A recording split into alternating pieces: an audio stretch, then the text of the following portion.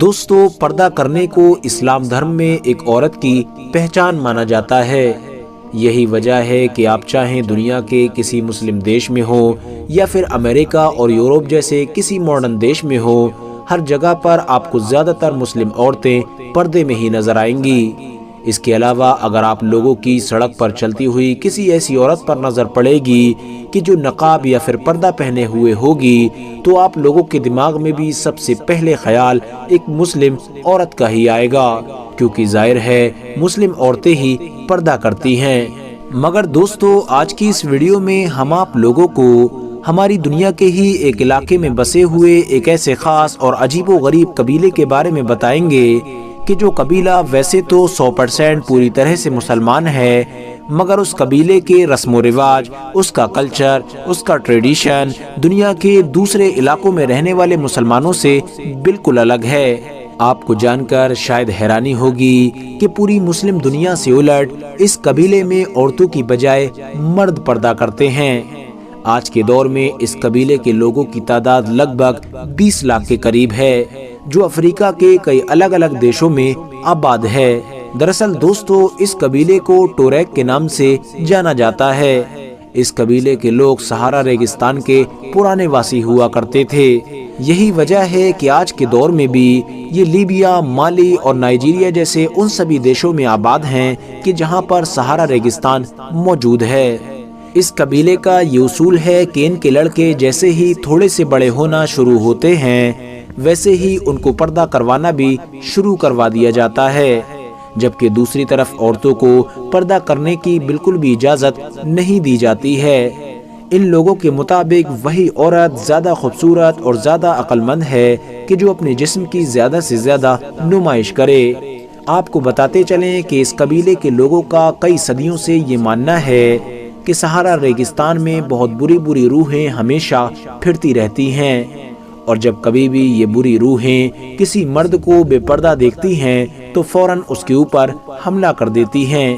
اسی لیے جیسے ہی لڑکا تھوڑا سا جوان ہو اس کو فوراً پردہ کروایا جائے، کیونکہ حجاب کرنا ہی مردوں کے لیے وہ سنگل راستہ ہے کہ جس کی مدد سے وہ ان بری روحوں سے بچ سکتے ہیں۔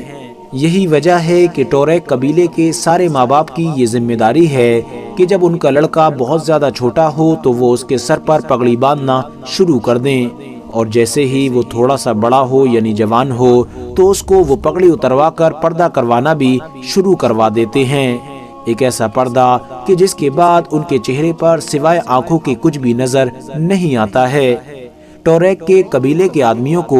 یہ حجاب اپنے چہرے پر ہر وقت باندھنا ہوتا ہے، یہاں تک کہ جب وہ اپنے گھر پر بھی ہوتے ہیں تب بھی وہ اس حجاب کو پہنے رہتے ہیں۔ اس قبیلے میں جہاں ایک طرف لڑکوں کے لیے بچپن سے ہی پردہ کرنے اور گھر سے باہر نکلنے سے ریلیٹڈ بہت سارے سخت قانون موجود ہیں، تو وہیں دوسری طرف لڑکیوں کے لیے اس طرح کی کوئی بھی چیز موجود نہیں ہے۔ نہ ہی لڑکیوں کو بچپن سے اس طرح کی کوئی تعلیم دی جاتی ہے اور نہ ہی ان کو پردہ کروایا جاتا ہے، بلکہ اس کے علاوہ اگر کوئی مرد اپنے فیس پر حجاب نہ باندھے تو اس کو بدنامی کا سبب بھی مانا جاتا ہے۔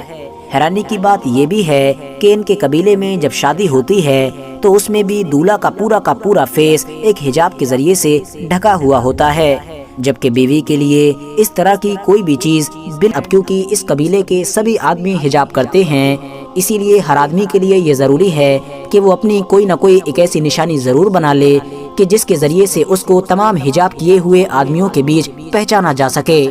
اس قبیلے کی لڑکیاں شادی کے لیے بھی اسی لڑکے کو زیادہ پسند کرتی ہیں کہ جو زیادہ سے زیادہ پردہ کرتا ہے، جبکہ دوسری طرف لڑکے بھی اسی لڑکی کو ہی زیادہ پسند کرتے ہیں کہ جو کم سے کم لباس پہنتی ہے۔ آپ کی نالج کے لیے بتاتے چلیں کہ اس قبیلے کی لڑکیوں میں میوزک اور ڈانس کا چلن بھی بہت زیادہ ہے۔ اس کے علاوہ غلام بیچنے اور خریدنے کی وہ پرمپرا کہ جس کو ہمارے سماج میں نہ صرف بہت زیادہ برا مانا جاتا ہے بلکہ بہت پہلے ہی بند کیا جا چکا ہے، وہ پرمپرا بھی آج بھی ان کے قبیلے میں موجود ہے۔ آپ کو بتاتے چلیں کہ ان کے قبیلے میں آج بھی غلاموں کو بیچا اور خریدا جاتا ہے۔ دوستو، جس دور میں لیبیا کے علاقے پر غدافی کی حکومت ہوا کرتی تھی، اسی دور کو ہی اس قبیلے کا سنہرا دور بھی مانا جاتا ہے، یعنی اس قبیلے نے غدافی کے دور میں ہی سب سے زیادہ ترقی کی تھی، کیونکہ غدافی نے اپنے دور میں اپنے دیش کی فوج میں اس قبیلے کے زیادہ سے زیادہ لوگوں کو بھرتی کیا تھا اور ان لوگوں نے بھی گدافی کو بالکل بھی